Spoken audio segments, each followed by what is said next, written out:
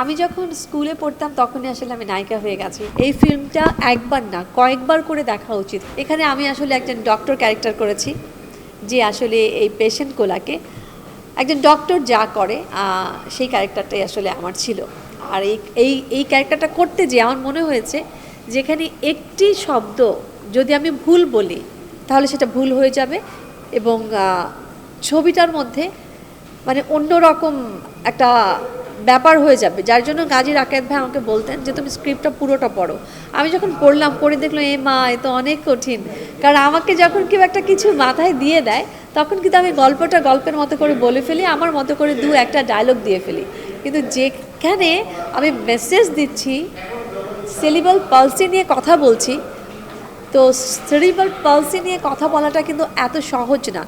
So প্রতিটা মানে কথা আমার একেবারে একুরেট বলতে হয়েছিল, এবং ওইটার জন্য আমি আসলে চেষ্টাও করেছি। আপনারা মুভিটা দেখেন, দেখলে বুঝতে পারবেন আমি কতটুকু কী করতে পেরেছি।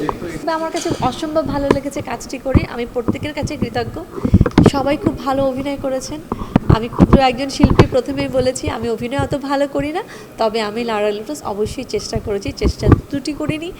আমার মধ্যে যেটা প্লাস আমি মনে করি আমি খুব পাংচুয়াল, টাইমলি আসি, আমি খুব মেনটেন করতে পছন্দ করি, আমি সেটাই চেষ্টা করেছি।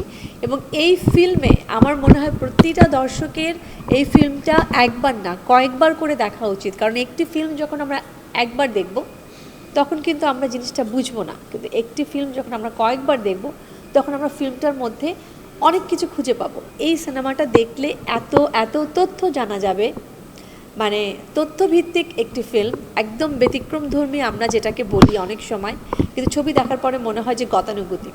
আমি যখন স্কুলে পড়তাম তখনই আসলে আমি নায়িকা হয়ে গেছি, রবিজের আয়নার। তখন আমি খুব ছোট, তো আব্বু চাইতেন না যে আমি কাজ করি, আব্বু চাইতেন যে আমি স্টাডিটা শেষ করে কাজ করি। তো পড়াশোনাটা শেষ করে আমি 2019-এ যখন ব্যাক করলাম তখন আমি কিন্তু একটা স্কুলের শিক্ষক, পাশাপাশি মিডিয়াতে আমার কাজ করা হতো না, কারণ আমার রাত হয়ে যেত ফিরতে ফিরতে। 3.5 বছর কাজ করলাম, এবং 2020-তে আমরা সবাই জানি যে একেবারে কাজ সবার বন্ধ হয়ে গিয়েছিল, কারণ কোভিড এসে গিয়েছিল। তারপরে আমার আসলে কাজটা শুরু। তো আমার যাত্রাটা আসলে আমার স্টাডির কারণে বিরতি ছিল। আর এখন আমার চিন্তা হচ্ছে, আমার আব্বু পৃথিবী ছেড়ে চলে গেছেন, আব্বুরও ইচ্ছে ছিল মেয়েটা MBA শেষ করবে, কারণ প্রতিটা ভাই বোনই আসলে আমরা চাই যে এডুকেশনটার পাশাপাশি যে যেখানে যেটা হতে চাও সেটা হও। তো MBAটা আসলে আমার নিজের একটা স্বপ্ন যে আমি MBAটা শেষ করব, যেহেতু আমার সাবজেক্ট ফ্যাশন ডিজাইন, এটা মিডিয়া রিলেটেড। সো আমি MBAটা শেষ করতে চাই, অ্যান্ড শেষ করে আমি মিডিয়াতেই থাকতে চাই। আমি মিডিয়াকে কখনোই গুড বাই দিব না। তো আমার বিরতিটা আসলে ওই রকম বিরতি ছিল না যে অনেক লম্বা বিরতি, বাট লম্বা বিরতির মাঝেও কিন্তু আমি এসে এসে কাজ করেছি। যেহেতু আমি নাচ করতাম, আমি নাচ করেছি, যখন সুযোগ পেয়েছি এসে উপস্থাপনা করেছি, যখন আমি সুযোগ পেয়েছি একটুখানি বেশি আমি ধুমধাম করে ফটোশ্যুট করে গেছি, আমি নাটক করে গেছি, আমি সিরিয়াল করে গেছি।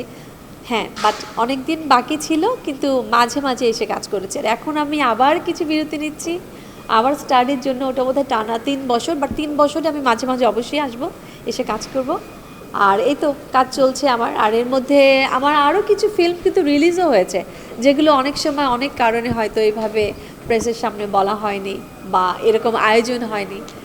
তো এটাই, সবার জন্য শুভকামনা। আপনারা অনেক অনেক ভালো থাকবেন আর সিনেমাটা দেখুন।